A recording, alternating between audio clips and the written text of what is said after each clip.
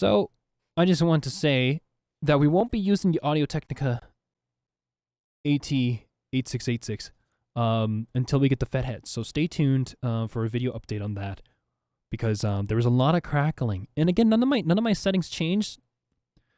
The gain didn't change on anything. I didn't change the EQ on the mixer or turn on the air and stuff on the Scarlett. I think I did though. But that shouldn't be a cause for the crackling. It could have been my phone, could have been the fact that my computer's like right there, but I normally don't get that crackling noise, and especially happen after I put the unit in. So it could be because the unit might be faulty, or we might have done a really bad job on the cable. That could be an issue. And also I have another feeling that it could just be because we put phantom power into the dynamic microphone. But again, we're not here today to talk about the AT8686. We're here today to talk about a microphone, a very beloved cultist microphone, the Shure SM5B. Before we talk about this microphone and plug it in and give you a little bit of some audio samples, because there's just not enough of it. That's what I feel like. There's not enough of it. We're going to talk about what's in the chain here so that you have a really good understanding how you're getting your sound source, or how you're getting your sound source, how you're getting the audio to you right now. So the SM7B, also from Shure, is plugged directly into the DBX286S, and the gain is set up right now for the SM5B. So the levels might be different, but I'm going to keep the gain at where it is right now. I would say it is 1, 2, 3, 4, 5. So it is 5 ticks away from 3 o'clock. We do not have the 80 Hz high pass filter on. We don't have the phantom power on. We don't have the bypass on. So the only things that are in the processing chain are the de-esser and the gate expander. I'm only keeping those on because I know my room is noisy. But I'll keep the settings the exact same. The low frequency and the high frequency equalization knobs are also off. So there's no compressor right now. The density and the drive are off, and the filters, the EQ filters are off as well. That terminates into a line input that goes right into channel 1 of the Yamaha MG10 XUF. And on that channel, on that strip, the EQ knobs are all flat, no compressor as well, no gain, no pad, no 80 Hz high pass filter. The channel's just on. From there, it's coming out of my line outputs that go and terminate into into XLR plugs, and those 2 XLR plugs in stereo are plugged into the Focusrite Scarlett 2i2 3rd gen, which has no air circuit on right now. So 3 minutes and 30 seconds, that's pretty good. So I hope that your ears are accustomed to what the SM7B sounds like. And this is like my normal voice. This is normally how I talk. I might get a little bit excited, but this is what my voice sounds like using the Shure SM7B. So we're gonna switch. We're gonna switch over to the SM5B. We're gonna talk a little bit about the microphone, a little bit of history about the SM7B as well. Yeah, everything that I've learned and I've been able to pick up on research.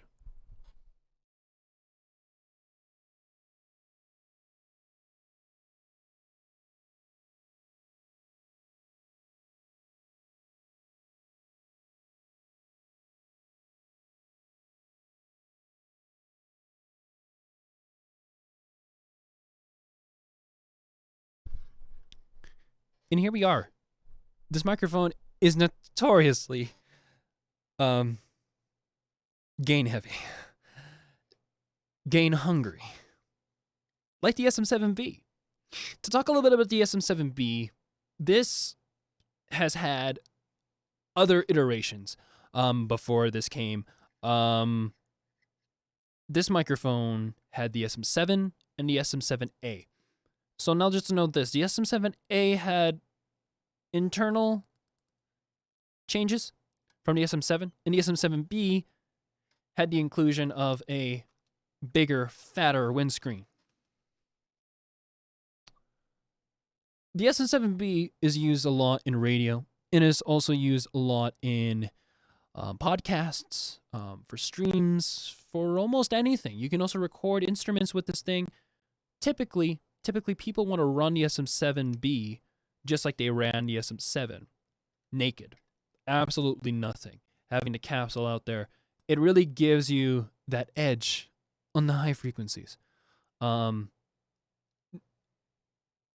to me, to my ears, I also really like that sound. The only issue is popping, plosives, as they call them. So your B's, your P's, your T's, the S at the S's. It's very notorious for getting plosives as soon as you take off the windscreen. But just know that this is very, very, very popular.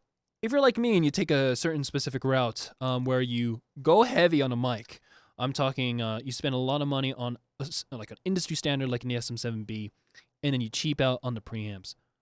That is where this will always be so weak for home studio. Because if you don't have proper preamps, you're going to have to rely on something like a Fethead or a Cloud Lifter to get the job done. Just like me. The DBX28 it's a wonderful processing unit. The only thing, of course, is that it's only 60 decibels a gain, which is more than enough to power this. But man, it's got to power this. This is more gain hungry than the SM7B. Normally, I'd run the SM7B. I'd want to say 3 or 2 ticks off of 3 o'clock. This requires a lot more to get the same levels, which is very interesting. The SM7 and the SM5B, they were both from what I've read up, they're both released for radio. This had more applications. The SM7 just wasn't popular until people started really using it. And then it started to be very popular for music production and recordings. The SM7 went into FM radio, and the SM5B went into AM radio. The SM7, very bright microphone compared to the SM7B. So the SM7B is very dark. There's a lot of bass, there's a lot of low end, but it's not muddy. It's very clean. You can get right on top of this microphone, like this. You can get right on top of it, and you can get amazing proximity effect, and it will sound amazing. It just sounds so good. The SM7, though, is a little bit brighter.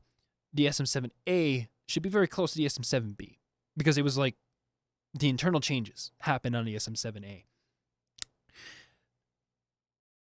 Comparing it to this, the SM7 was newer, of course, and it came with a larger frequency response from, if I recall, 40, don't quote me, 40, 50 hertz to 17 or 18 kilohertz. Big range. Big difference compared to this microphone, which only goes from 50 to 15 kilohertz. It's a lot more tighter.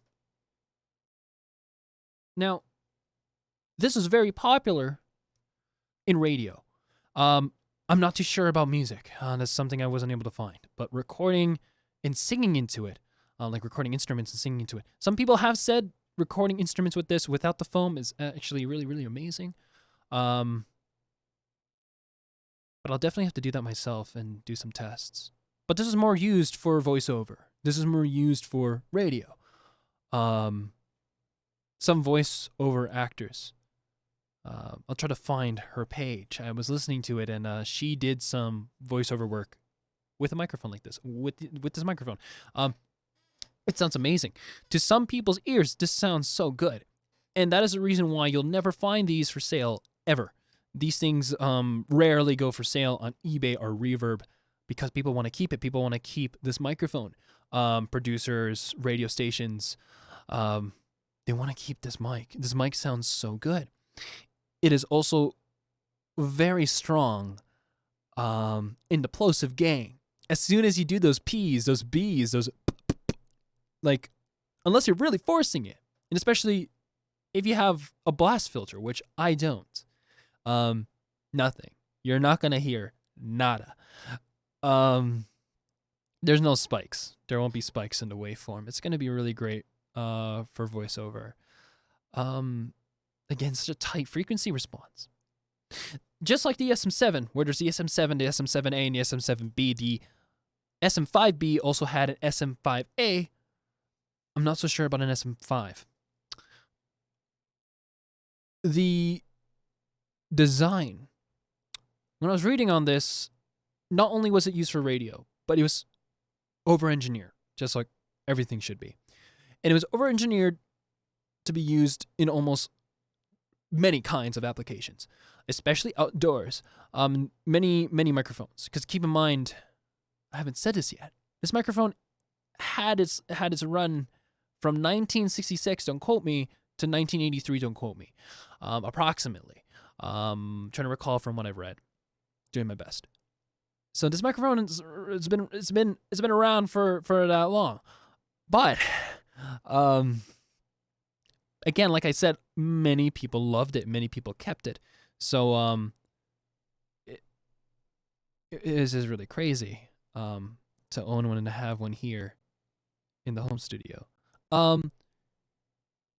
It was supposed to be a boom mic for movies and TVs.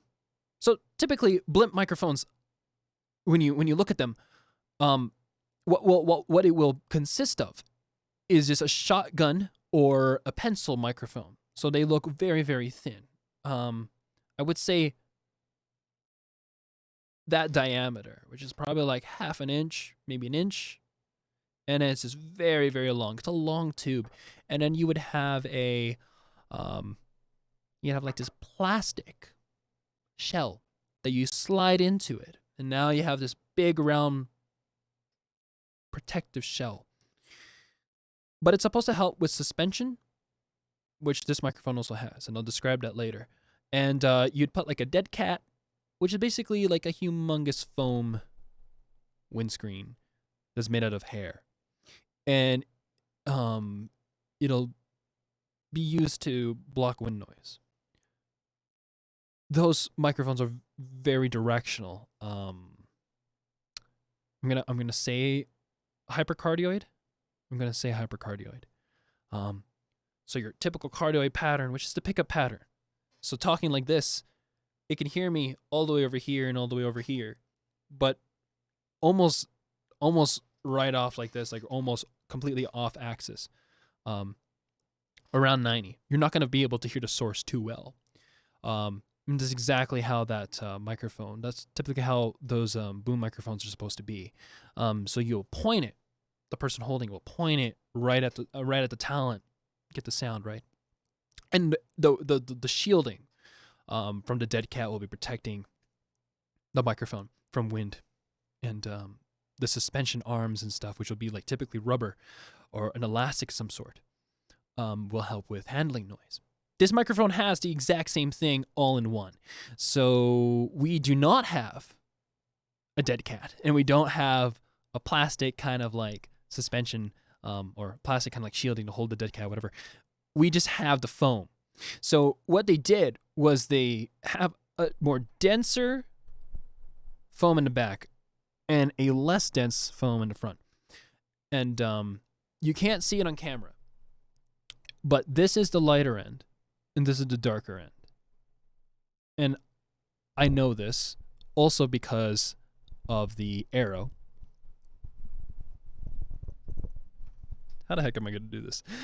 Just hold up.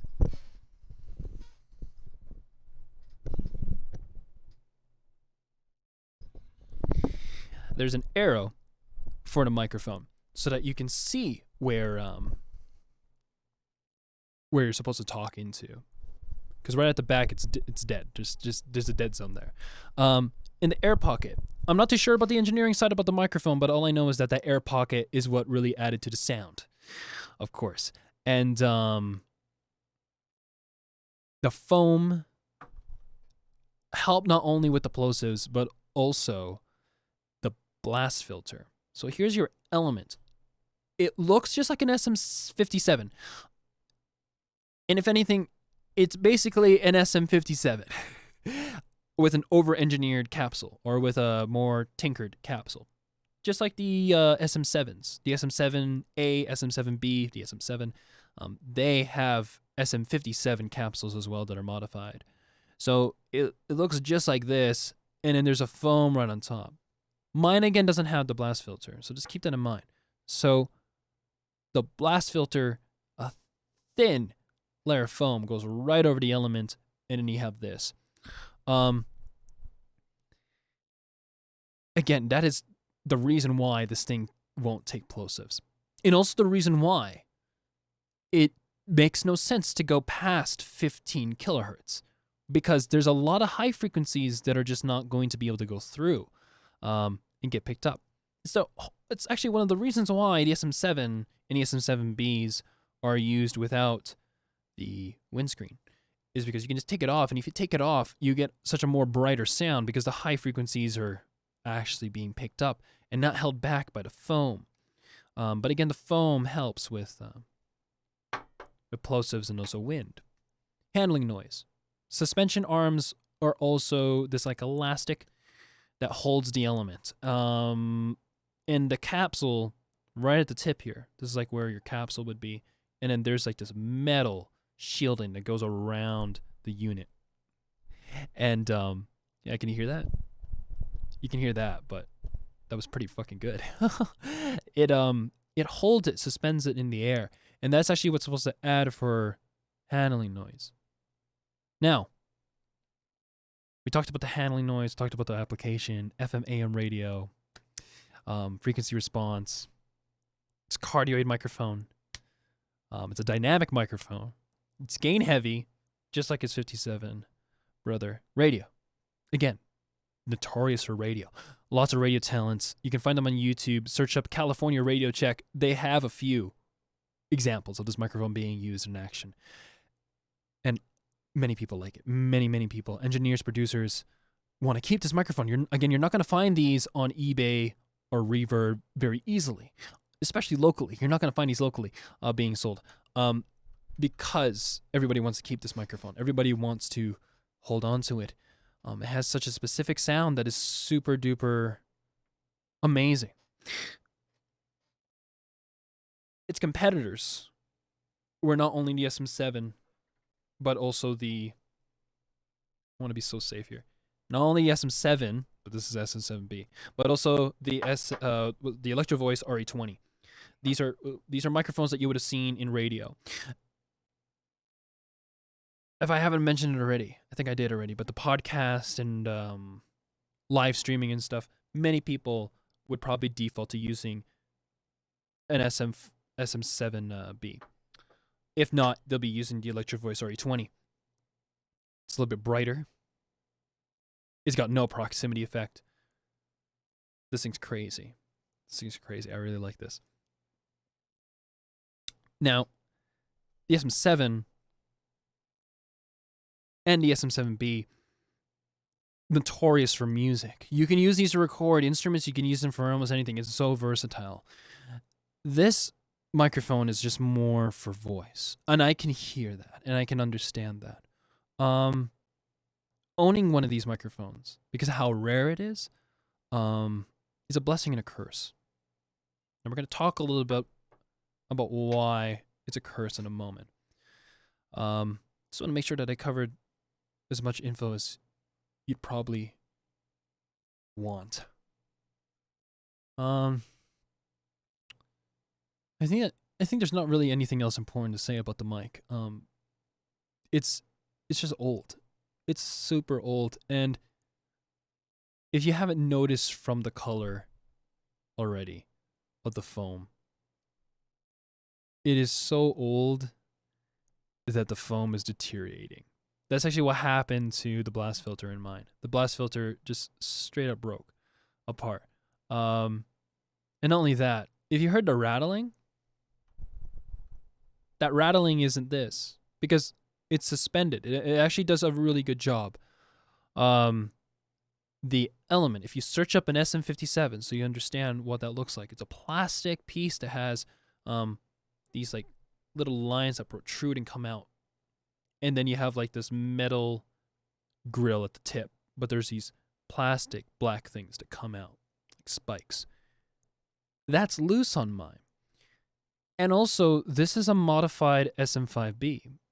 So I don't know if I'm really doing the community a service here to give you as much just voice recording of the microphone as I can, just so that this is out there. Because there's not a lot of videos where it's just a guy speaking into a mic, especially this one, for a long, long time. There's a few that are short, but we don't know what the heck they're using. We don't know what's going on. So my SM5B has been modified and worked on. This is not the original cable. The insides at the back here, that's where the like right around in this area, it's like, of course, suspended, so it's like in the middle of it. There's the points for soldering the cables, and that's where this protrudes into or leads into, and it would be wrapped around with like a fabric. That's been removed, and I have a feeling that that could be a cause for issue for grounding. But the soldering work looks like it was okay, so the cables are not gonna short circuit or anything. This part here, this is probably an upgrade. I don't know what brand this is.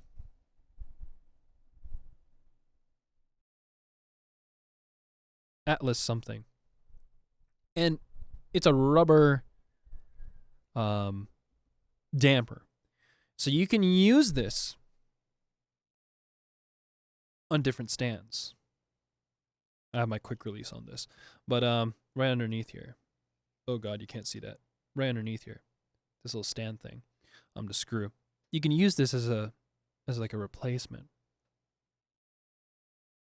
And it was supposed to replace what would be just a rubber washer up here. And that rubber washer is functioning the same way as this unit, which is supposed to help with handling noise. So not only do you have the first level of safety, which is like a rubber washer, but in this case, I feel like this is a lot better than what the original design was. But we also have the air suspension with the elastics on this mic inside. So if my black element head thing was not loose, I would have had nothing coming from this boom arm. Nothing. Absolutely nothing. Only like high frequencies, basically. Low rumble noise wouldn't be showing up. So it's kind of crazy. Like you're only going to hear that clickety-clackety noise strictly because that thing is loose. I don't know how I'm supposed to fix it. That's why this thing is a curse. There's so many things wrong with this microphone. Again, this cable can be known to fail. And the original cable had braiding on it. And if you took really good care of it, it should have lasted you for a long time. But because we don't know when this microphone was made, this does have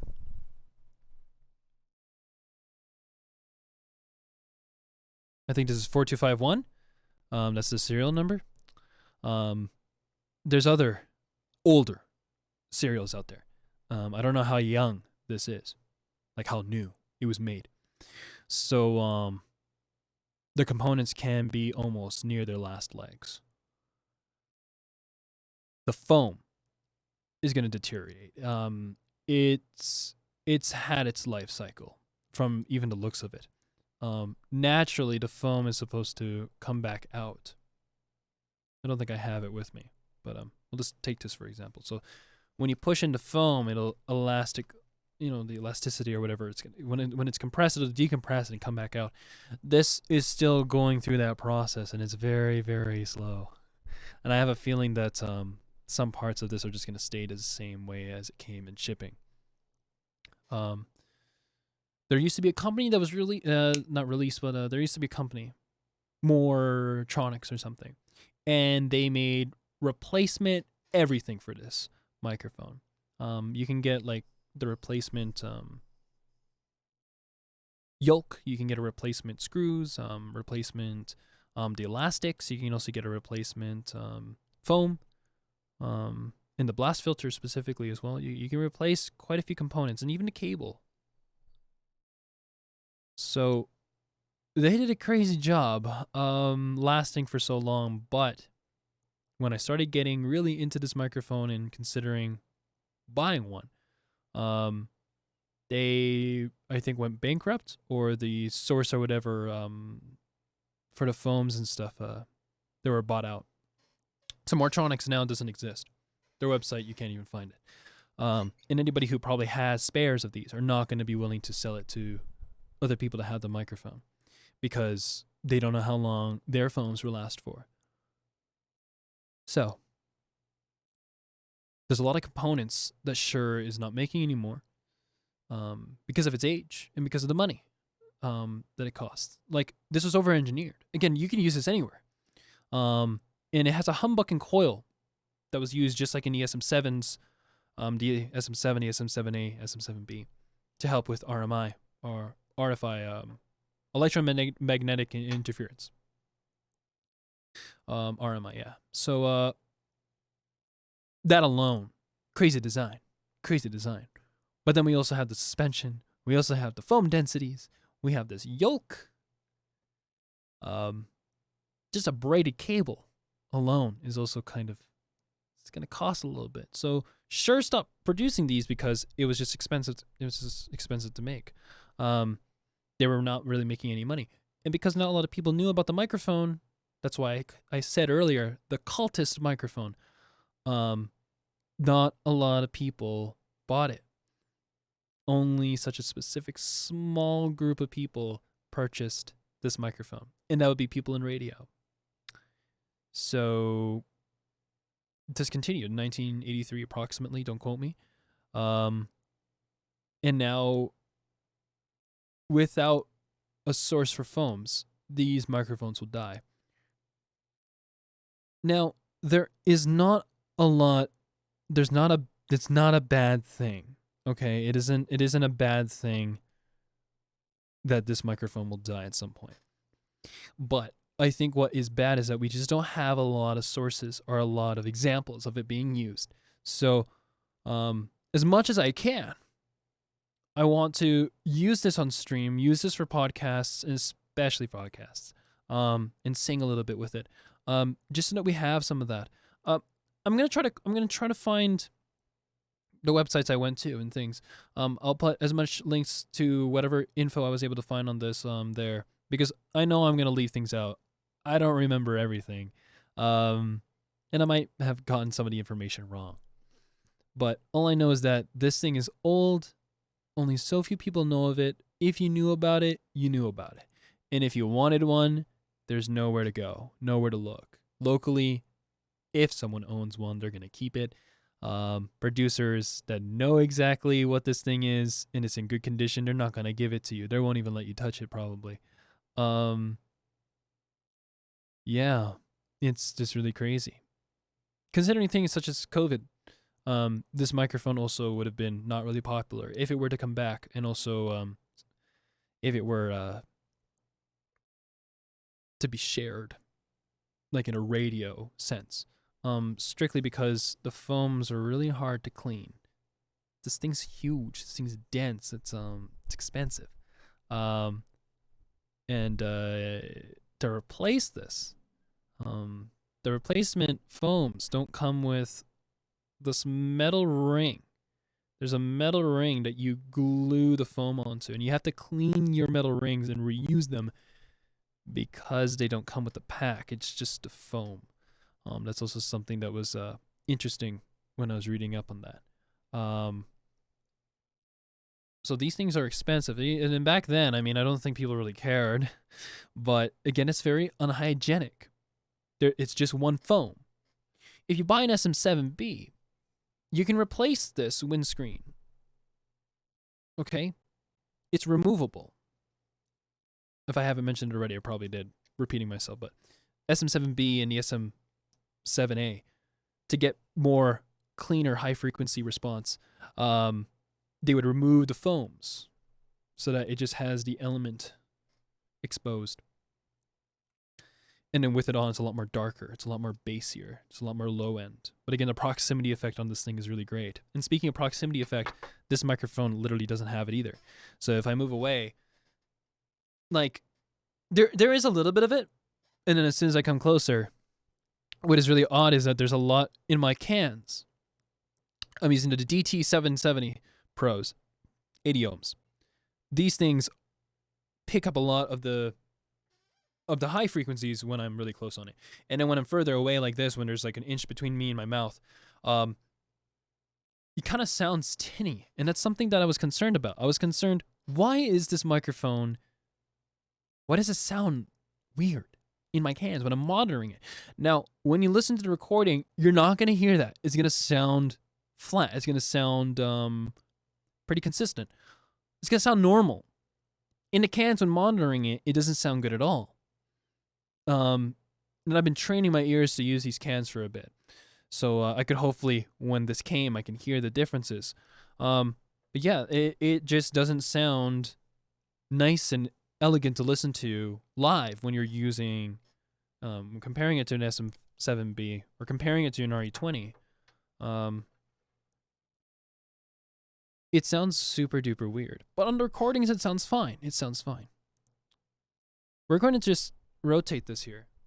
As you can see here around this angle, there's going to be quite a bit of cutoff. It's going to sound muffled. And then a sound as I go here behind it, there's going to be like nothing hopefully being picked up. Might be something. And then back at 90, and then back over here, 45 degrees, and then we're back right on. So around 45 degrees to right on this microphone, it has really good pickup.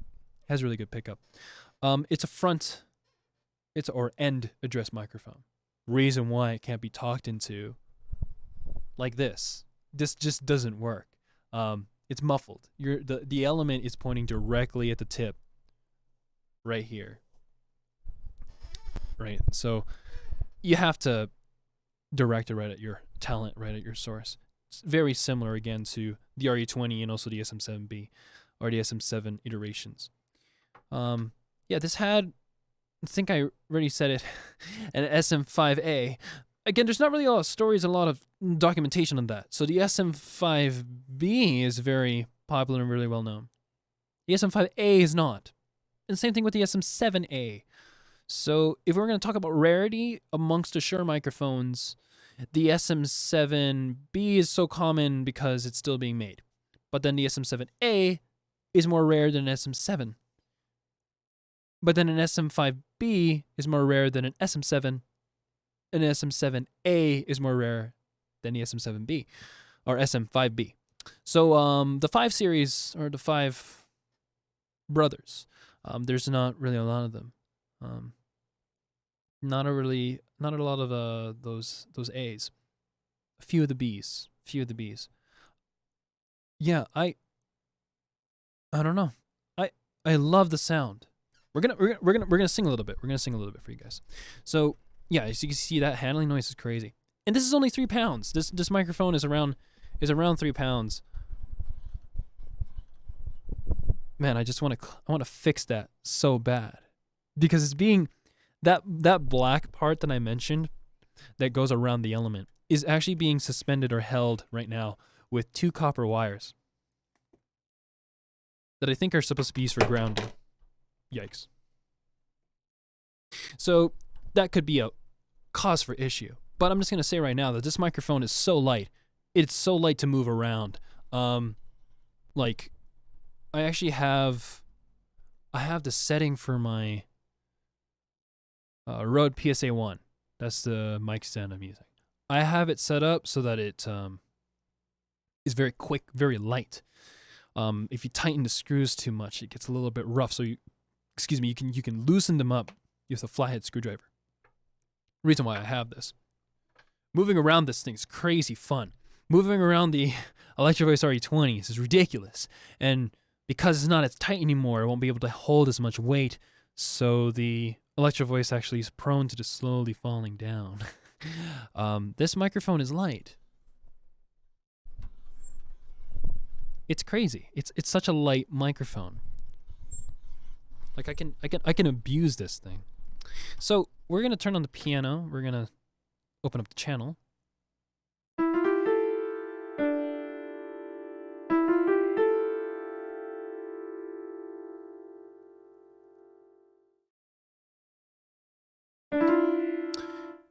We're gonna leave the gain and everything the same. Everything so far for the audio, in terms of the microphone, has not been changed. So I haven't changed the gain on this. I haven't added the high pass filter.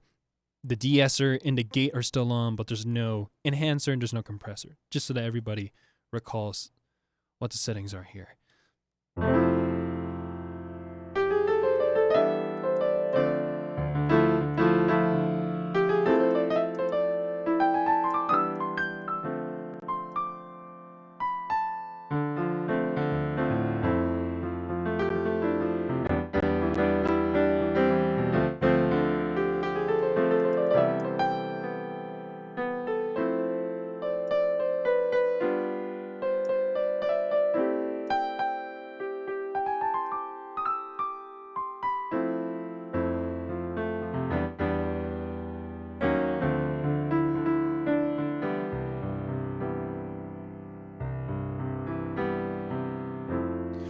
Tell me your secrets, you just can't keep it straight to yourself and all you know. Complacent to the point that it's too much to take it all in. Oh sister, I blame myself too. I know you too well. You're the image of a goddess, and I'll say it once, but the sound of your voice has it all in. Don't doubt how I feel about you at all, and it's the truth, not a lie at all. The end. That is so hard. So I'm not used to this, because again, I described what it sounds like in the cans. It sounds tinny and a lot more airy than when it's going through the recording. It's a lot harder to find my note. And also to hear me. I'm gonna redo that. I'll turn down the volume a little bit on the piano. Tell me your secrets, you just can't keep it straight to yourself and all you know. Complacent to the point that it's too much to take it all in. Oh sister, I blame myself too, 'cause I know you too well. You're the image of a goddess, and I'll say it once, but the sound of your voice has it all in.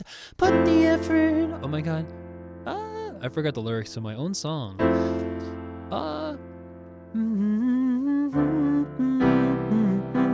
Sound of your voice has it all in.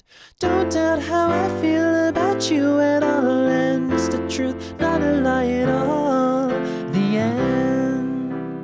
It sounds effortless, but I'm not effortless. I do have strain, and I do feel stressed. There's always performance stress. It sounds very interesting.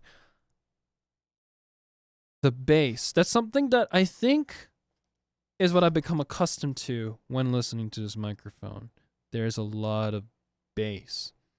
SM7Bs have been known to have lots of bass, as it is to be very gain hungry. This microphone is so... There is no bass at all in my cans. But I know there's bass. There is bass and there is mid-range. But it sounds like there's a lot of treble, a lot of highs, a lot of, again, the voice. That is why I think that this microphone is more best suited for voiceover or for voice. Like recording live for the radio station 103.9. You know, like this is what you'd want to use this for. I can't really see it being used for other applications. Again, there was a post on the forum that was talking about the microphone being used for instruments. I don't recall which one though. The RE20 would be used for like a bass drum in a drum kit, because there's lack of no proximity effect. Lack of no, wonderful wording. There's no proximity effect on an RE20. It just gets louder the closer you are to the source.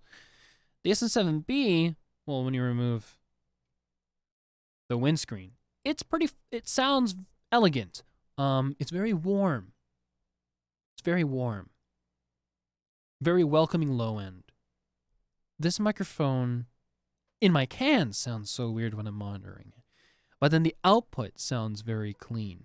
It sounds very wonderful.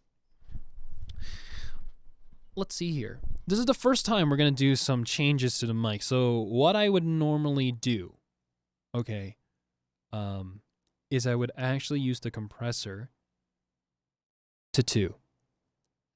And you're going to hear it's going to get louder. And I'm going to put the density to 4.5 on the DBX. And now that we're here, we're going to move this now 2 ticks. This is now only 2 ticks away. What's it called? This is only 2 ticks away from 3 o'clock. And we have the compressor on now. So let's just check voice meter a little bit real quick. Yeah, we still need a little bit more gain. Maybe just 1 tick. 1 tick is good enough. So 3 ticks off from 3 o'clock. Now the microphone, because I haven't changed my headphone, my monitoring knob, it sounds less tinny. So I have a feeling that it could just be my headphones not being driven properly when I listen to this microphone. It could be the case. There's a lot more low end now, but I wonder if it's because of the compressor. You see, this is why I didn't want to use the compressor, because it's going to pick up on the not lower frequencies, but on the sound waves or sound waves that are just, there's not a lot of amplitude to them. So you can amplify them a little bit, that are quieter. So I kind of have a feeling that with compression, this can sound really great. But again, comment below or see if you can notice that difference. For me, I can notice a difference in the bass for sure. There's a difference in that low end. Very big difference.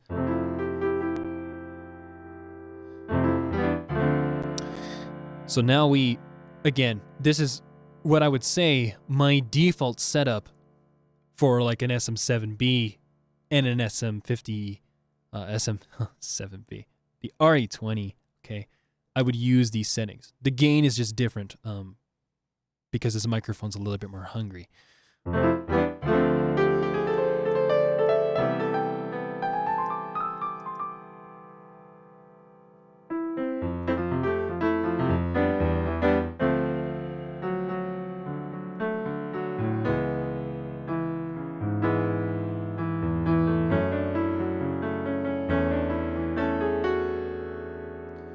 I know it's not late for you. You're still probably up reading messages too. I know it's not late for you. You're still probably up reading messages too. No one ever fails to ignore me like most shallow people do. No one ignores me better than you do.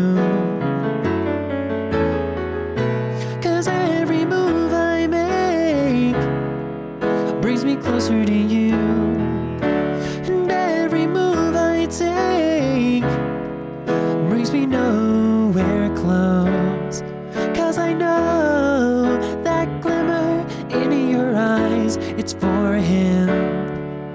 You just really wanna be with him. I know I'm not that much, but hey, everyone can dream. 'Cause every move he takes brings you closer to him. And every move he makes brings me nowhere close.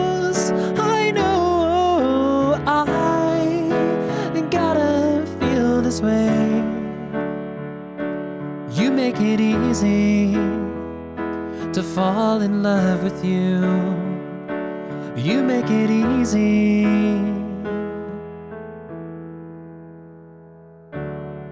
Ugh.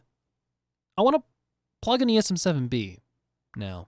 I said that I wouldn't change this, but we're gonna change back because I'm not a post-production boy. I like doing everything in one take, and that's always a bad thing. I like doing things live, which is also a bad thing, but not a bad thing at the same time. So we're gonna unplug this. We're gonna keep the settings the same, but I know what gain to use for this microphone. So just know that this 1, 2, 3 is 1, 2, 3. 3 ticks away from 3 o'clock. We're gonna unplug this now.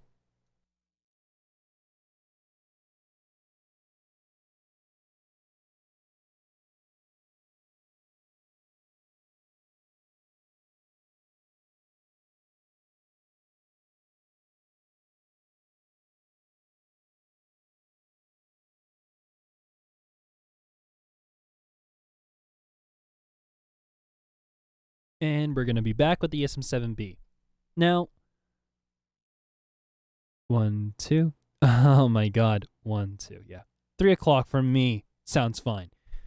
Now, the biggest difference that I hear right now is that there's so much bass. So I don't know if it's because I'm not driving my headphones correctly or not driving the preamps, maybe. But I haven't changed any settings here. And now there's this lack of high end in my cans as I'm live monitoring this. There's no more high end. But again, the low end sounds great. This is the modern sound. This is the modern mic. I really like this. I like this now. It reminds me of, people are gonna hate me when I say this. It reminds me of an RE20. We'll plug in the RE20 and we'll sing as well. Just so that I don't forget this. I'm gonna leave it here. So let's sing a little bit to the SM7B. I messed up the last verse of that song. I'm still working on it.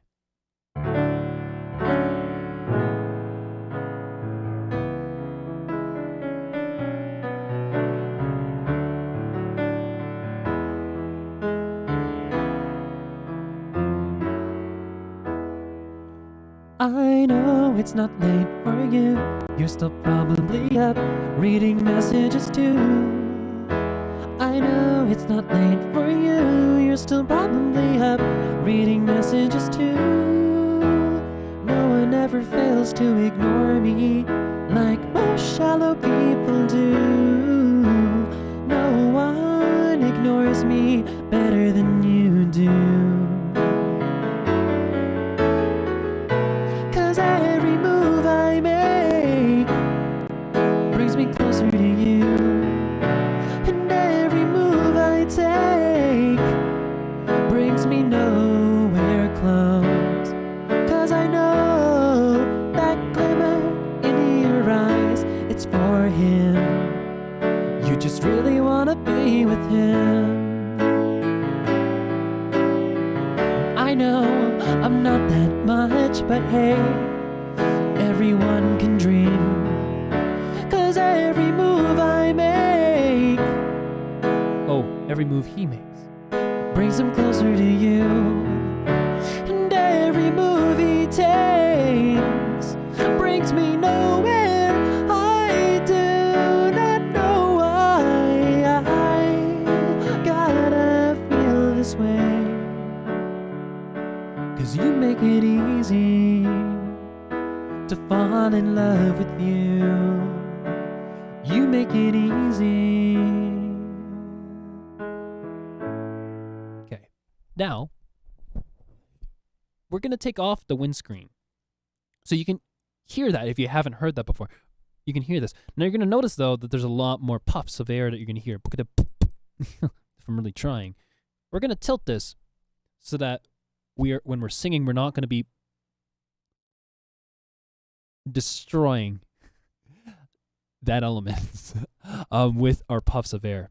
So let's see how this sounds.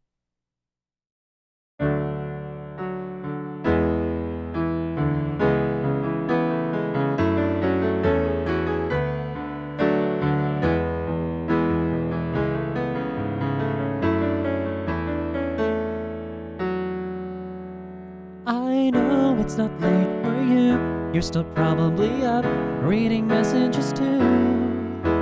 I know it's not late for you, you're still probably up reading messages too. No one ever fails to ignore me like most shallow people do. No one ignores me better than you do.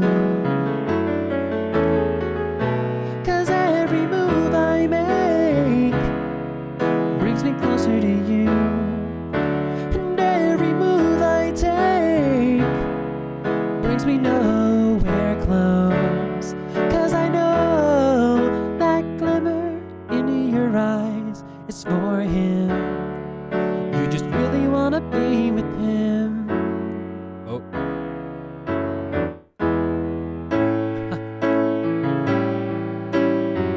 And I know I'm not that much, but hey, everyone can dream. 'Cause every move he takes brings you closer to him. And every move he makes brings me nowhere.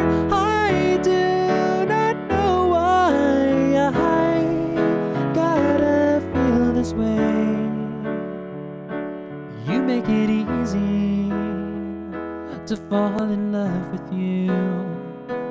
You make it easy.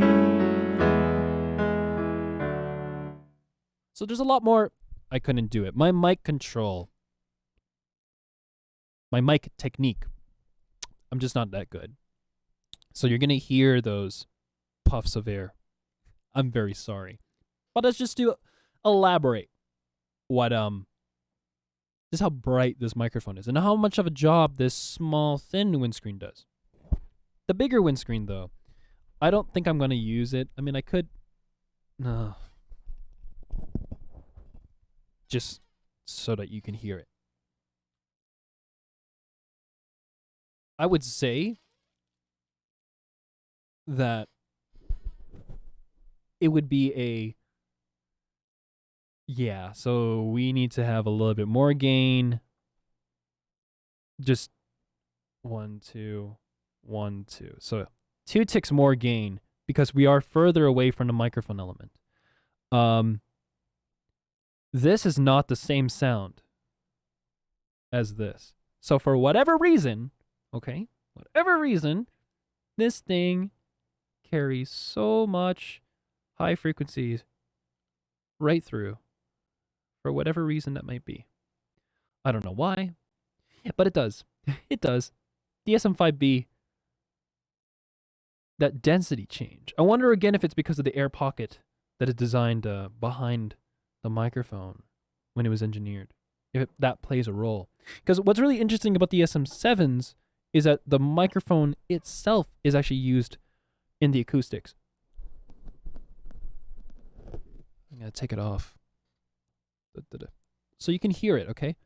If I cup this, you're going to hear that there's an increase of volume, not only because I'm funneling the noise, but you can actually hear too that even when I come close, there is no more bass.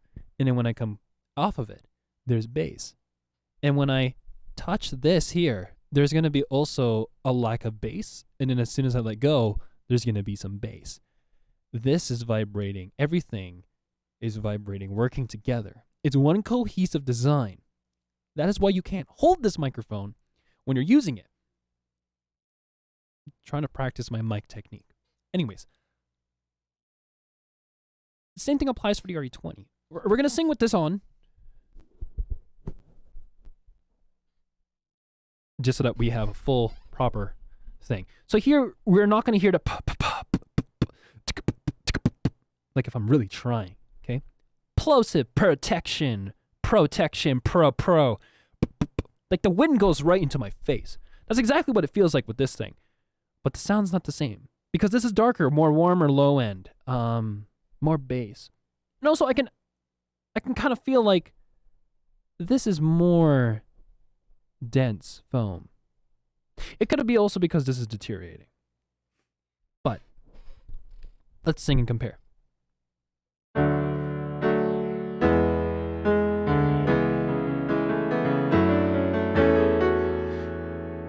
I know it's not late for You're still probably up reading messages too. I know it's not late for you. You're still probably up reading messages too. No one ever fails to ignore me like most shallow people do. No one ignores me better than you do. 'Cause every move I make brings you closer to me. Oh God. 'Cause every move I take brings me closer to you. And I know that glimmer in your eyes, it's for him. You just really wanna be with him. Oh my God, I'm so sorry, guys. You just really want to be with him. And I know that I'm not that much, but hey, everyone can dream.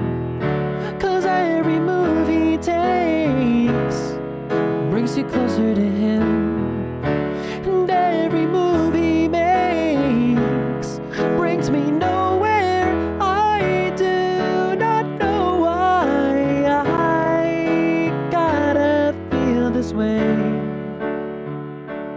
You make it easy to fall in love with you. You make it easy. Ugh, without the mess up, I'm so sorry. Can't do it, right? I don't like this. I like it when it's naked, when there's no windscreen. People will run a pop filter on this just to avoid having plosives show up on their recordings. Because honestly, a bad plosive, or when you start to clip, that is what ruins a recording. And because I don't really care to an extent. Yeah, I'm not gonna retake this. F it. But we're gonna plug in the RE20 just so that we can compare not amongst the Shures, because this is again a Shure SM7B. The only differences I'm changing again are just the foam and the gain. What we're gonna do is we're gonna run an RE20. Just know, if you guys haven't seen the video yet, the BSW repop filter can actually fit on the SM7B. Don't tighten it, okay? But I mean, the black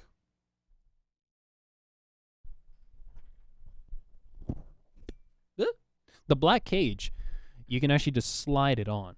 When you tighten the screw already on the repop filter, you can just slide it onto this, and you have a windscreen that isn't, or windscreen. You have a pop filter that isn't this guy. Because people will use that external pop filter, whether or not it's made out of like a fabric or metal. I like how minimalistic that is. So anyways, we're gonna switch mics.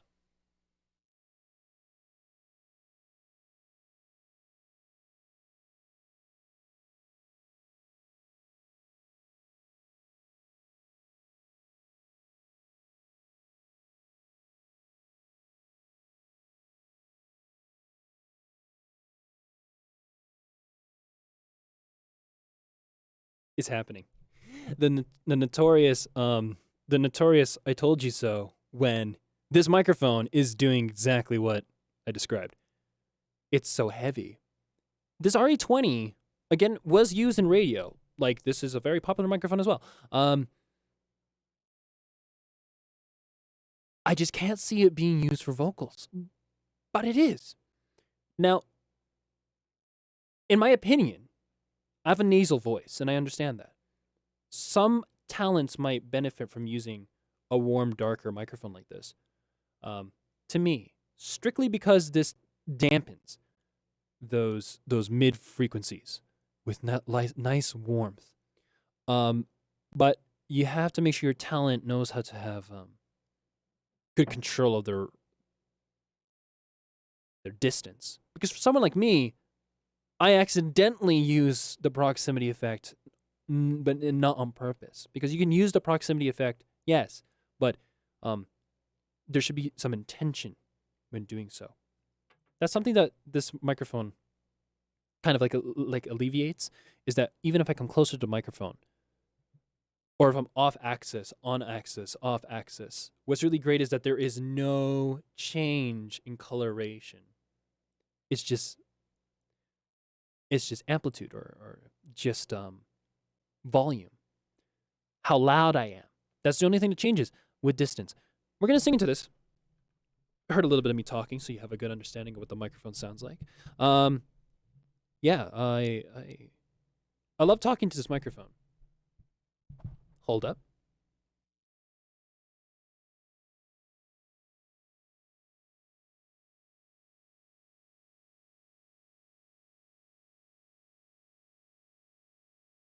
Oh my god. Because of how I set it up, the wire was being pulled.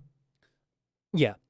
I also darkened this in my own way because the repop filter brings me further away. So now my S's and my nasal voice is not going to pierce your ears as much as it normally would. And I also have the windscreen on it too. I would remove the windscreen, but I'm already talking with the RE20 like this. So we're going to keep it. This microphone also can't be touched. You can't hold the mic because of the grills. The grills actually add on to the variable D technology, quote unquote, variable distance technology. That is the reason why there's no proximity effect. It's not like you can hold any of these mics. I don't know why I'm even pointing that out. But that is definitely just a thing to note, is the way that it was designed is a part of the design and a part of like the way that it's manufactured, like the body and everything. So those grills play a important role. If I covered it, if I was using the other mic clip, it'd be less bright and it'll sound a little bit muffled. Very interesting stuff. But yeah, anyways, we're gonna sing into this and we're gonna come back to the SM5B. The gain is set at 3 o'clock, by the way.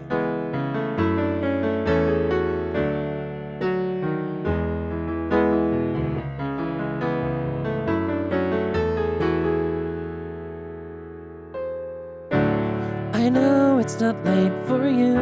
You're still probably up reading messages too. I know it's not late for you. You're still probably up reading messages too. No one ever fails to ignore me like most shallow people do. No one ignores me better than you do. 'Cause every move I make brings me closer to you. And every move I make brings me nowhere close. 'Cause I know that glimmer in your eyes, it's for him. You just really want to be with him.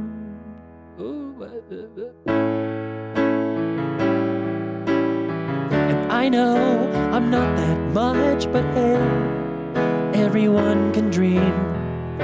'Cause every move I make, He makes. brings him closer to you. And every move he takes brings me nowhere. I do not know why I gotta feel this way. You make it easy to fall in love with you. You make it easy. Right away, I like this mic. Oh god, I like this microphone. That's wonderful. I love when it's suspended and shit. It's great. I like this microphone. The sound's nice. The only thing is, again, it's a little bit harsh for a talent like me, or the source. I always use talent because I want to make sure I'm using proper terminology sometimes. Whatever the source is, such as my voice, if it's nasal, it's going to sound kind of amplified with this microphone for a voice, I find. So, I don't like it. The frequency response of this microphone is, if I recall, 20 hertz to 18 kilohertz. So it's a lot more tight. Or is it 40? Might be 40. Don't quote me. 40 to 18. So it's not as broad as an SM7B. But it is wider than the SM5B. Now, the RE20 has not changed. There is other electro voice microphones, such as the RE320 and the RE27ND. This microphone actually is hotter, which means it doesn't require as much gain. But I kept it at this level, just so that you can, I guess, hear that. And also because I didn't want to change anything. I also forgot. But, that is adequate leveling. It is adequate for recording. I don't clip. We also have the compressor as well. But the SM7B is more gain heavy, but the compressor kind of makes up for that when it's at 2. We're going to come back to the SM5B. We're going to switch back. But yeah, this is really good for spoken voice. I can kind of see it being good for bass singers, maybe. But it's just really weird. There's this sizzle. I don't know if it's because I might have the baby rattle. I don't know if it's A or B. A is that means the foam's deteriorated. I know it's not A. B is when a small disc at the bottom of the element, just the glue just breaks off a small disc, and there's a rattle. You can kind of hear it a little bit, maybe not. But there's a sizzle, and I don't like it. I don't like how the RE20 sounds for singing. I like how it sounds for my voice when I'm talking. If I'm doing voiceover and stuff, this is actually pretty good. This is more relaxing, though. I would use this if I'm reading like audiobooks or I'm talking on Discord. I use this for like a project. Really gets you on top of the mix. So let's remove this and switch back.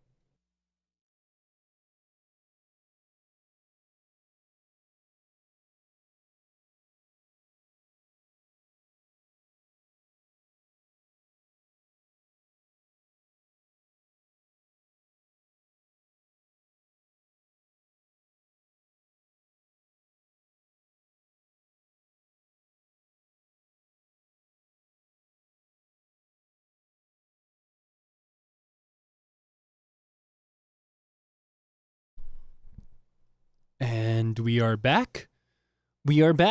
Check 1 2 check. Microphone check. Voice meter banana check 1 2 check. Yeah, we're good. So now, moving back to this microphone, the thing I notice again is that there is a lot of air. There's a lot of air. Now, I'm going to undrive my microphone, undrive the headphones a little bit. That's just something I can't get over, is when I come back to this microphone and I listen to it live monitoring. It just sounds different. Very different. If I were to describe it, this is so airy. There's a lot of air with this microphone. This is warm and it's very, very good for low end. Very calming mic. Very calming mic. The RE20, it's very mid-forward. Lots of mids and highs. Around the frequencies for spoken voice, which is what, again, it was really, truly designed for. This has a little bit of that quality, but it's kind of laid back. So when I'm monitoring my voice, I don't know if I have to be more nasally, but then it doesn't sound like it's coming through. I don't know if I have to kind of like exaggerate the bass in my voice, not by lowering it an octave, but like just adding a little bit of the nasal quality and then doing something with the larynx and stuff to kind of give it that more bassy, authoritative voice. And then as soon as I start to go to my, this is like what I would use if I'm on a radio station kind of voice. I don't really know if it gets through. That's something that is really weird when live monitoring the microphone. But I know that it does. I know that it does based off of recordings. That is, again, something that I find very interesting and odd at the same time. So let's do a little recording so you can kind of hear what I mean. This is a test of the Shure SM5B. And I'm going to play it back, okay? This is a test of the Shure SM5B. Okay, I kind of cut it off a little too early. Let's do it again. This is a test of the Shure SM5B. This is a test of the Shure SM5B. It's so clean. I don't know why, when I'm live monitoring it, it doesn't sound that clean. Again, I think it's not the headphones. It could be. I'm using the same headphones earlier, at the same level even, when I was monitoring both the microphones. That's when I started thinking to myself that it could just be because this is as close to what they could get to no coloration, to being flat. When you listen to an SM7B or an SM7, you know what they sound like, and you also know what they offer because there's a character to it. So these are very, very nice lower range microphones. So smooth, so relaxing. This is a Mexican SM7B. I think I never mentioned that. Some people complain. They're just like, the Mexican one's a little bit dull compared to the American one. I don't know. I've never listened to it. I don't know. I know Podcastage. He has a video comparing the SM7 and the SM7B. And also he does have an SM7 that was made from Mexico and the other SM7 that he mainly used for the comparison that's made in the USA. You know what? There could be differences. My ears can't notice them. Yet, I hope I can train myself to really hear that as I train more with the equipment that I use. But I'm going to say this. This has nothing. If anything, the way to describe it, it's like dry. But it's dry in a good way because you want the voice to be as close to the voice source. So if anything, I would even say try to find headphones that were used from the time period. Because these are recent, these are new. And I have headphones that were used from the time period. Hold up.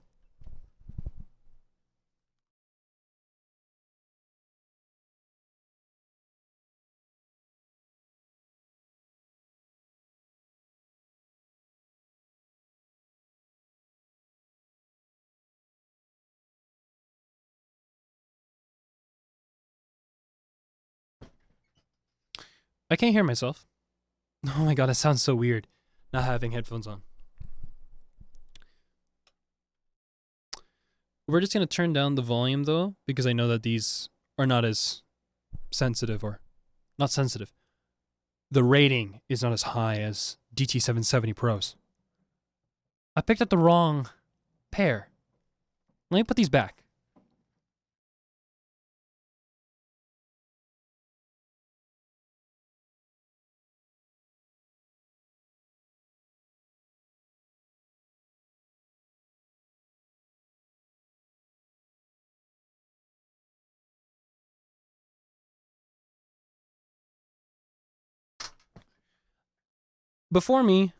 Before you guys, I have MDR 7506s, and these are originals. These are not the remakes. This is the Thailand manufactured one. Remakes as in because they actually remade the unit itself. Like, you can buy brand new 7506s. And, of course, they're made with different materials, so on and so forth. So I have originals. Thailand. I don't have MD RV6s, but I do have MDR V7s. It's more rare, brother. New pads on these. So these things are not even worn out. You can even tell that these things were never used. These are made in Japan. More rare, but time periods are around the same. So we're gonna use these. Let's wear the more warmer SM7s. And I'm going to listen to myself. It's not like I like listening to myself. It's just that there is that sense of like when you're listening through headphones and you're monitoring, there's a kind of sound that you're used to, right? So I'm curious. Was it just because of the headphones, or was it because of the mic? Wow. So we do need to drive these a little bit. Actually, I need to drive these a little bit more than I thought. There is a definite difference So I think that it could be because I'm not driving these as much as I should. So around like 25%, nothing. 50%, I'm picking up something, but it's like not, there's nothing drastically different until I start to really drive them.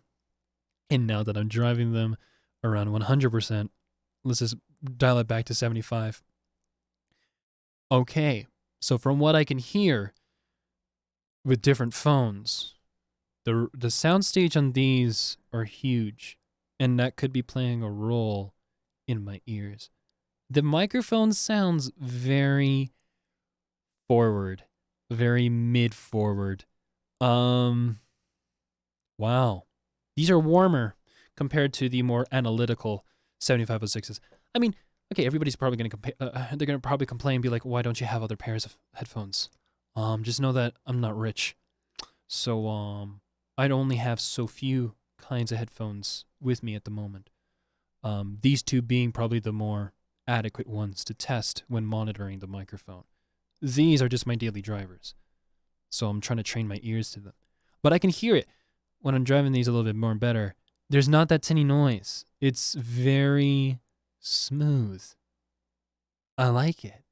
I can, 'cause every move I make, I can hear myself. And I can hear myself over the mix. And I hope that was the case, because the piano's very low. There's a lot of low frequencies, so you want to have a presence boost or something EQ-wise to be on top of the mix with microphones. The SM7B does have that ability to change that, but just know that, I think I forgot to mention that, I have the shield on this, but it's flat. I don't have the presence boost on this. I don't have the low cut or the high pass filter. There's like a high pass filter on this, or bass roll off filter. Yeah, we're gonna switch headphones. They would have had MDRV 6s, so just know that that's what they would have used. I can still talk though. Yeah, like that's such a drastic difference. So I'm thinking that I just wasn't driving them properly. But even so, if that's the case, at the same mic level, there's a drastic difference. Monitoring yourself, your voice that you know so well. Maybe again, I'm spoiled with the low end of the SM7B. But then again, I'm annoyed at the RE20. Not annoyed, it's not piercingly annoying, but definitely, I wouldn't say fatiguing either. But just using that microphone, there's a lot of mid-range. Again, it's more for the voice, not for singing. I wouldn't say for singing. But again, people have been using it for singing. If the talent, or again, the source has the ability to get benefits from the coloration of the microphone, then I would see no problem. Now we're back here. So now this is what I was talking about. So now this microphone, yeah. So at 25%, I hear nothing. At 50%, I hear the tinniness. And then at 75%, nearing 100%, it sounds like a radio microphone voice. Now we're going to go back to 75%. There's not this tinniness, but this mid-forward sounding change in the mic. And again, I have a feeling that it could just be because of the drivers. It could be because of the design of the headphones. But I hope you get my point here. I feel as though with certain cans, the mic might sound weird. But then again, when I record with it, we're going to use a voice meter again for this. When I'm recording a sound source such as myself, it doesn't sound as mid-forward. It doesn't sound as tinny or airy. It just sounds like my voice. When I'm recording a sound source such as myself, it doesn't sound as mid-forward. It doesn't sound as tinny or airy. It just sounds like my voice. So I always thought that was maybe because of the cable, because again, this is a modified unit. Maybe because we don't have that cloth thing that's protecting the back, or because my foam is deteriorating. It could be also the coloration from the DBX. You know, maybe this is something I didn't notice until I started driving the preamp a little bit more. Because that's also something. But man, if anything, I think I'm just so scared that this is closer to the truth. That is exactly what headphones and microphones try to strive to do. Even amplifiers. Oh, oops. But I mean, amplifiers, again, just like headphones and microphones, have their own character, and they sound distinct. Like you'll know you're listening through MDR 7506s because of those S's. Even the recording, it might be not bad, maybe, but even with a de-esser, it's noticeable. Noticeable. Sizzle. DG770s, they just don't have that high end. These are so warm. Casual listening headphones, I would say. But they suit this mic. So I can see myself using V6s, which I will be getting soon. And I want to make a video on these headphones. V6s and also V7s. When you're giving someone this microphone to talk through, consider giving them something very similar in terms of its sound signature. For it not to sound off-putting. Because it just sounds off-putting when I'm talking to myself. I even tried with the mono and the stereo direct monitoring options on the Scarlett. No difference. It's kind of like there's no bass. But I mean, again, this microphone's design, something I said to keep in mind, is that it's not acoustically sound, or not acoustically sound. It's not acoustically made to attenuate bass. I feel as though the SM7B's design, or the SM7's lineup, cousins and stuff, they were made acoustically to deal with proximity effect with low end, and it was capable of doing so in a clean manner. And it's prominent that when you hear the low end, which is almost all the time, it'll always sound clean. And altogether already, this is it very much loves its bass. The RE20, for me, I feel like it's so good for attenuation in the human voice range, which is typically, if I recall, 4,000, 5,000 hertz to 8,000 hertz, around there. So very good for voiceover, very good for radio, very good for speaking. Singing, maybe, depending on the source. The SM7B can be used for anything. Recording an instrument, recording voice, like spoken word. Singing, maybe singing. This, like, let's be real here. If you weren't someone like us, like, I don't know if they did this in the past, so I'm just going to assume a little bit, because there's not a lot of documentation on the mic. But let us just assume that you're using this microphone for recording anything. Because, again, the design was supposed to be for almost everything. Like, you could use this at, you could use this at outside. You can use this outside. You can use this for recording, again, movies, TV shows, is what they wanted it to be, handling-wise. They tried to make it and over-engineer it that way.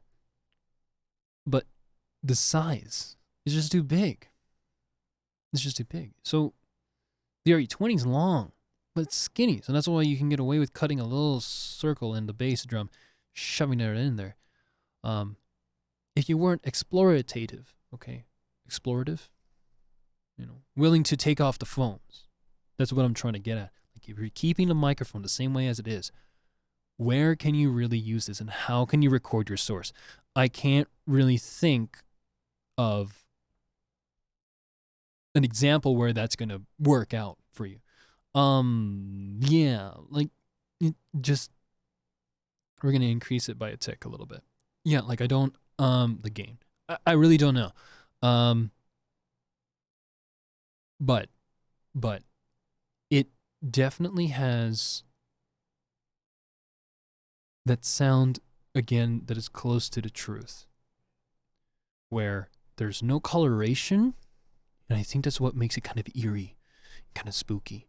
There might be coloration, or maybe there must maybe something that I'm just not used to, something that I've never experienced before, in terms of its sound. But it sounds very flat for something that has such a tight range. Again, 50 to 15,000 hertz of response, of frequency response. The graph also, we have to consult the PDF file now. I don't think they gave us a frequency. No, we do. So when we look at it around 10K, there's a drop off, a little dip. In between 1,000 to 10,000, there's a little bit of a hump that it forms just around the start of the voice frequencies. And then if we're going from right to left, I don't know why I'm reading it this way. There's also this drop off in between 1,000 and 100 hertz. Doesn't go any lower than what looks like -3 max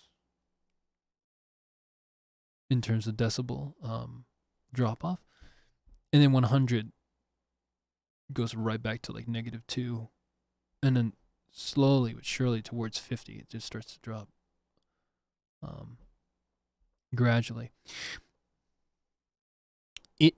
It just definitely just doesn't feel like it doesn't feel like it's flat. It doesn't sound like it's flat. And again, that's why these headphones are so it's actually really good that I took these out to kind of take a listen, because each headphone is doing their best to tell the truth of what this truth is. And then of course we also have the truth that's coming in from all these amps, right? So this is like the worst case scenario to record something where you have like two possibilities of amplifiers doing something to the sound, from the DBX to the mixer, and from the mixer to the Scarlett, or my interface. There might be some differences, but I have to say that even though the monitoring sounds so effed up and jank, it does not sound like it does. And I think that is strictly because it is picking up that voice, which is what it was designed to do, and it's doing its best not to change it too much. Because especially on the frequency response graph, there's not a lot of changes within that range. The lower range, there's that drop off 1,000 to 100, and then from 100 to 50, it just, it's like gone. Yeah, it's just really crazy.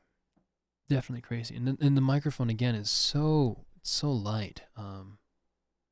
It says here net weight and packaged weight 2 pounds, net weight and packaged weight is 4 pounds. Yeah, this microphone's light.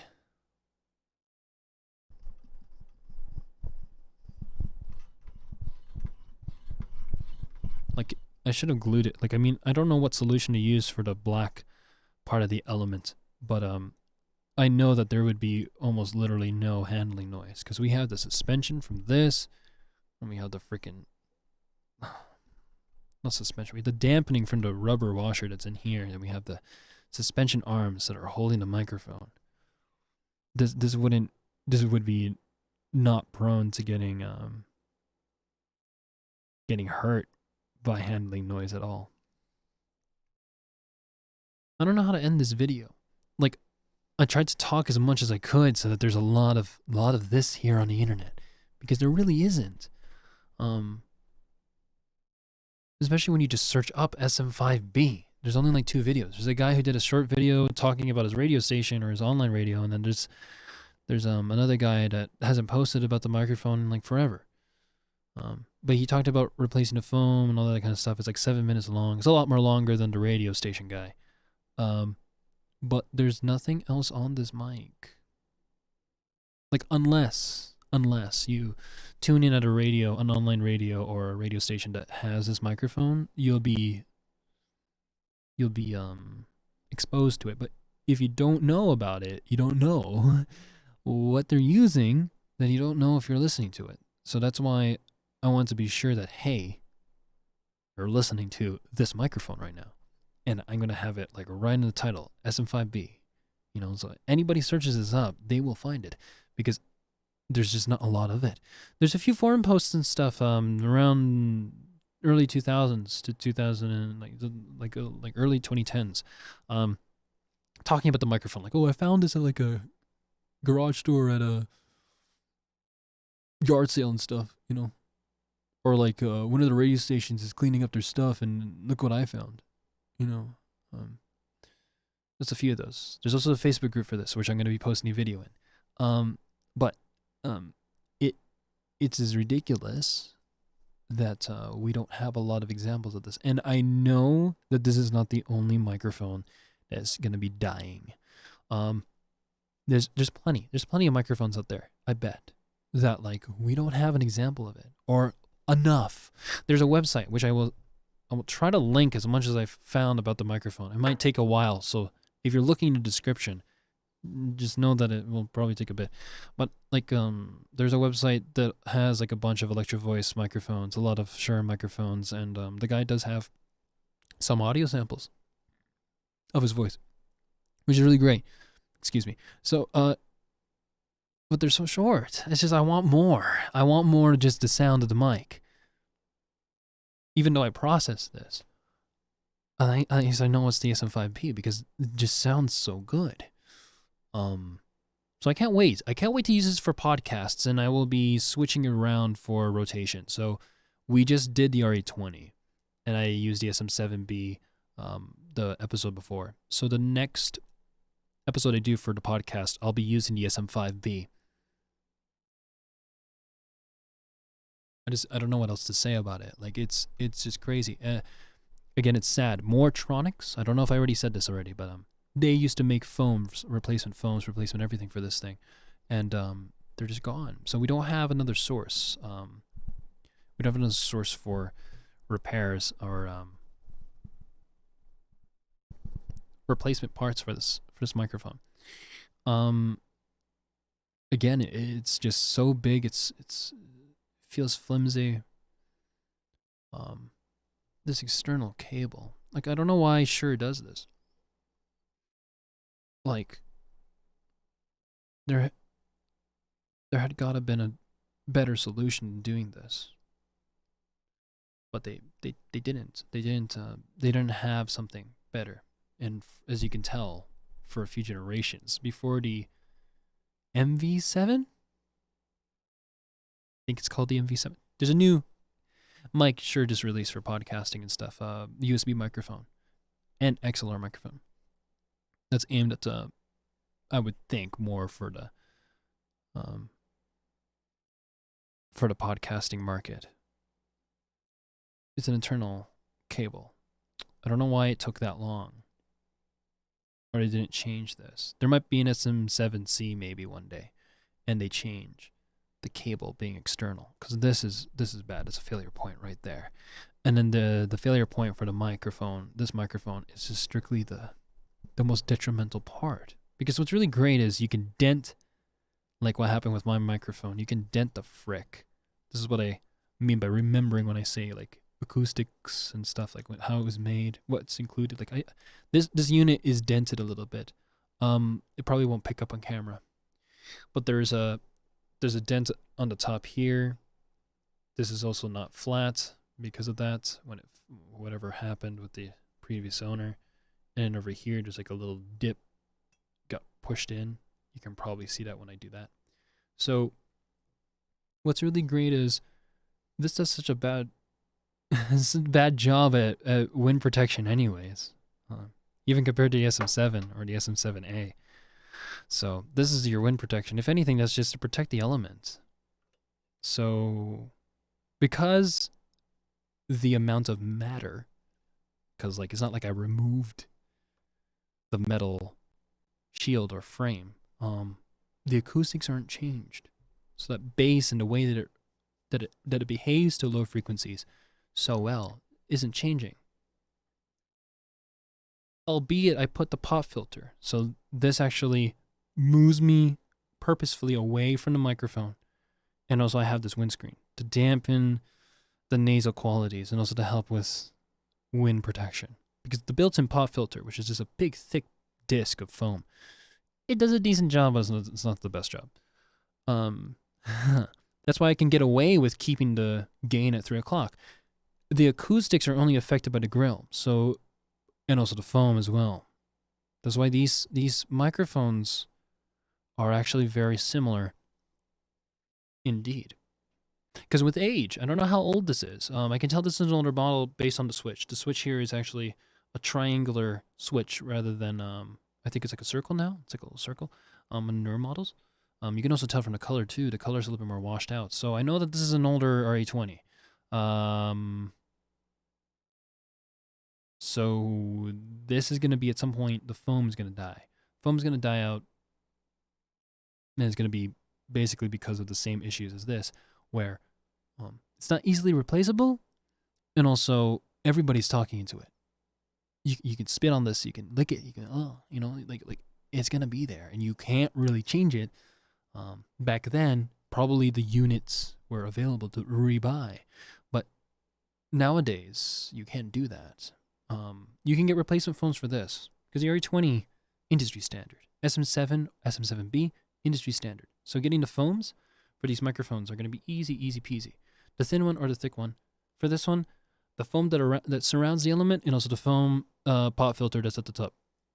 Not this one, not the windscreen, but the actual pop filter that's inside, that's built in. So, yeah, like, there's no other faults to this besides the baby rattle, which is due to the foam deterioration. But again, it's the same issue with this. So over time, at some point, I'm going to touch it, and the foams is going to deteriorate. It's going to break apart, just like what happened with the blast filter.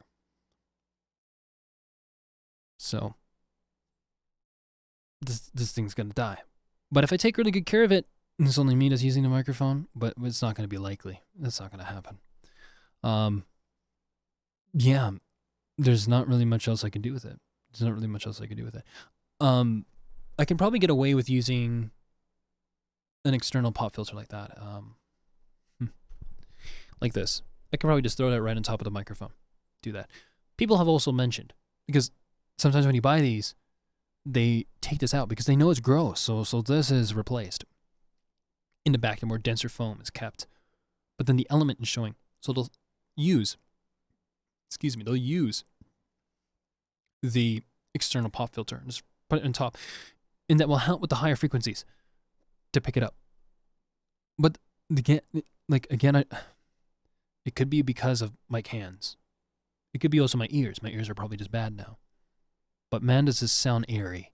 Man, does this sound full of those highs, full of those mids. Mid forward, there's no low. It sounds like the low was killed. Sub bass is gone. There's no sub bass. Regular bass between the 50 to 200 or 300 hertz.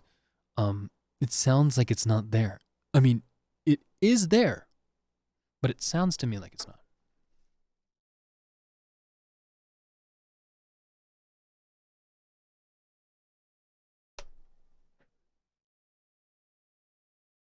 And then when we come back to this, now this sounds a lot more better. That's weird. Isn't that weird? This sounds closer to what my voice sounds like. Huh. So I think just having reference headphones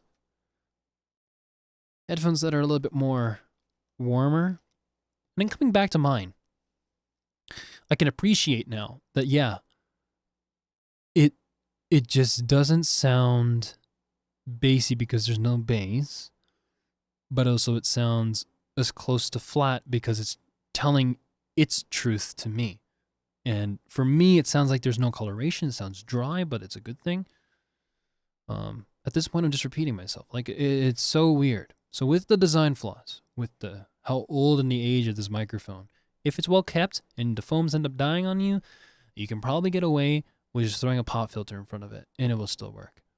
But I can't see it without the foams functioning the way as it was intended, and I can't see it working without the foams. For like recording instruments and stuff, like I would say that you would probably still need the foams for that air pocket to be made in the back and all that stuff, the way it was engineered. So yeah, the foam was very detrimental to this design. Man, an hour and 41 minutes. I could have broke this apart, but I'm gonna upload it all at once. And it's just the same thing as when I reviewed or did both the comparisons for the Yamaha and the Behringer mixer. And that's just strictly because I just want to do that. I like the style of videos. I want to edit, but I'm a little bit lazy and I don't have the time. But I want the content to be out. I want some information on some of the stuff to be out there. Expect a video on headphones coming up soon. Once my CD900 STs, I think, and also the MDR V6s and the MDR V5s come in. V4s, not V5s. I have V5s because I want to compare the Sony MDR lineup as far as I could get, because there's different versions of it. Just like there's different iterations of an SM5 and SM7. But focusing on the microphone, it's amazing. It sounds amazing, and the more I listen to it, the more I've come to appreciate it now. Is there anything I would change? Honestly, frequency response to be more modern. Maybe you can just slap a 57 element in here, like a modern SM57 element in here. Maybe. Or you can put an SM7 element in here. But I'm amazed. These things hold their price. So if I take good care of this and nothing bad happens to it, I'm not going to be surprised that I get my money back, because these things are rare and they are enthusiast grade. They're collector's grade equipment. So, you know, it's going to be very hard to find a buyer. But it's one of those mics used in radio. I'm not saying that there's not a lot of examples out there. There is some examples, and it does show this mic. Especially when, like, the foam was actually white and not, like, yellowed over time. But I just, like, it's just really crazy. It's just really crazy to be able to own one and be able to make a video with it. I can't really think of another mic I'd want or want to use besides this thing. That's just how blown away I am at the moment. It behaves so well. It's such a clean mic. Again, that tinny feeling could just be soundstage on my headphones, and it could also just be that I'm just not used to the truth that this is trying to say. So, we'll end the video here.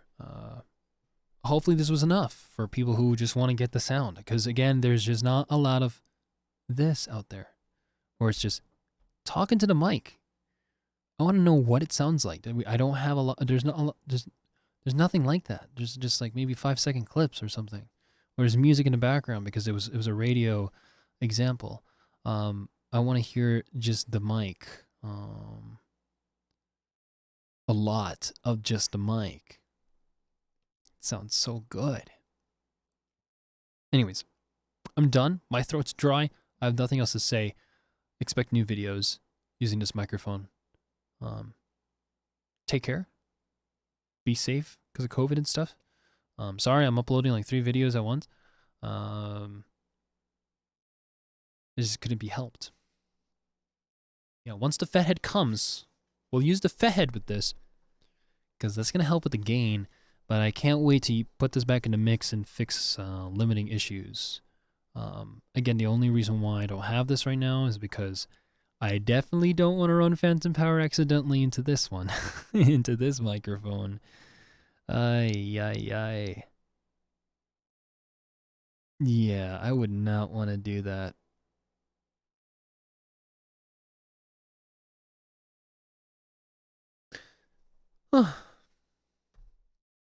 So let's end the video.